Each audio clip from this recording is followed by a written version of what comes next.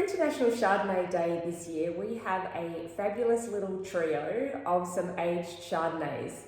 Chardonnay is a bit of a tricky one to age. Sometimes they age really well and sometimes they can blow out a little bit as they get older because, particularly with barrel fermented styles, they've got that lovely richness and creaminess when they're first bottled, and so you want to still retain some of those characters without them getting too big and fat and flabby. Obviously, being in Tasmania, we have that really beautiful natural acidity which provides that flintiness and that structure. So we can age our Chardonnays for, I would say, up to 10 years. You could keep them longer if you like.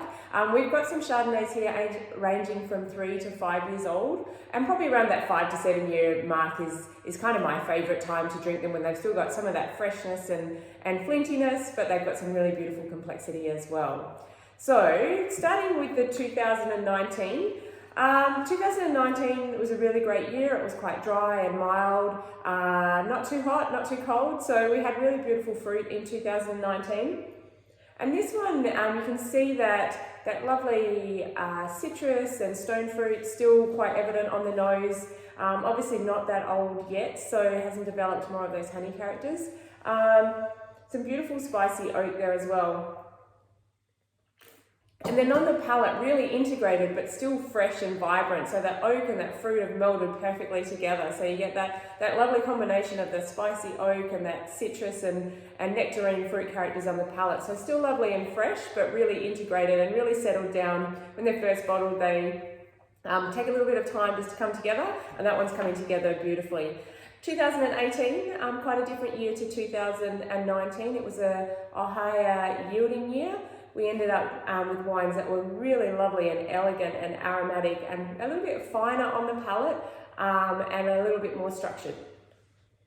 So this one definitely more in that melon kind of spectrum, whereas we saw the more stone fruit and citrus in the 2019.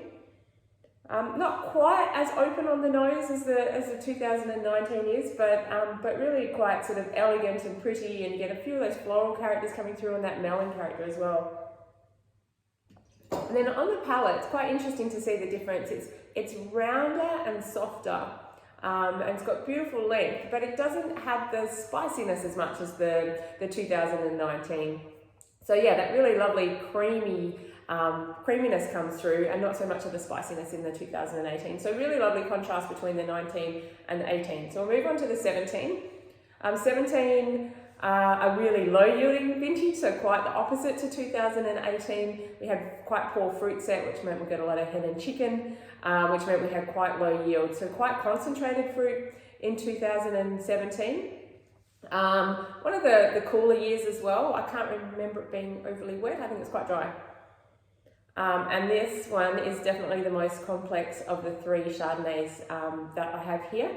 It's got really lovely spicy oak characters coming through, that riper fruit characters, a little bit more of the peach and nectarine characters coming through on the nose.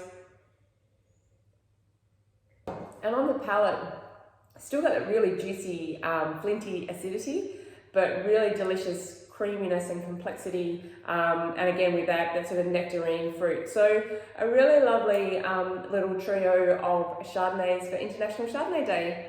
If you'd like to see more videos like this one, please like us on YouTube and follow our YouTube channel. Cheers.